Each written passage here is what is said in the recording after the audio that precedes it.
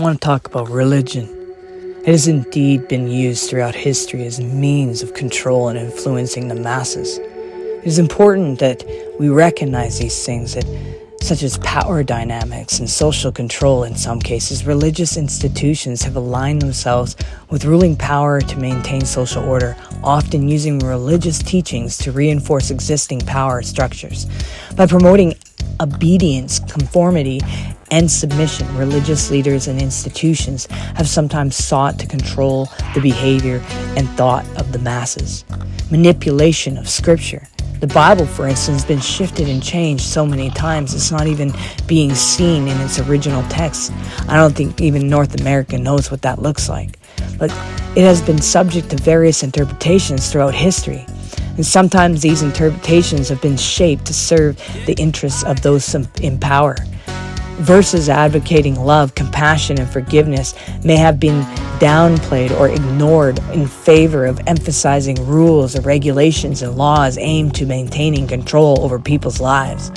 Such changes in interpretation can alter the original message of religious texts, shifting the focus from love to law. And somehow they went from reading it allegorical to literal, to control with fear and punishment.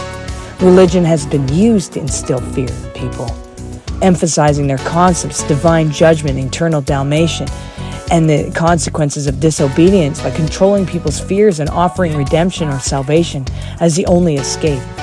Religious authorities have been able to exert control over their followers, limiting their freedom of thought and actions.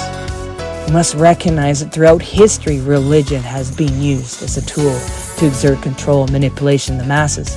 This has been evident in various events and practices, such as the Crusades, where the military campaigns that were launched to forcibly convert or eliminate those who did not adhere to the same religious beliefs. In these instances, fear and violence were employed in the name of religious love and righteousness, resulting in immense suffering and loss of life. However, alongside these historical manifestations of control, there exists a deeper understanding. What about the real spirituality? Many philosophical spiritual traditions teach that we are not separate from the divine, but rather a fragment of the divine itself.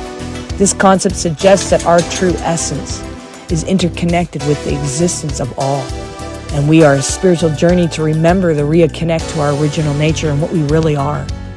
But how can you do that when you place idols before you, whether it be in religion or even be the boxed houses we put ourselves in? We must let go of needing the external validations or the worshiping of idols. We can reorient ourselves to the mirror of self-reflection.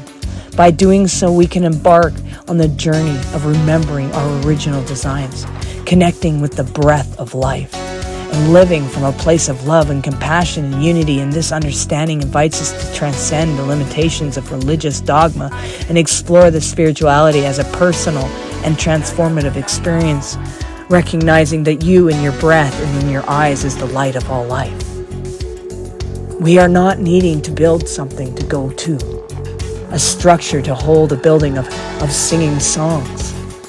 What we need to look is to see that in the mountains and the birds and the bees and the animals and the trees, that God's breath is in all of these. We are not ever separated. There is not some magical trick to do. We are it. We are I am.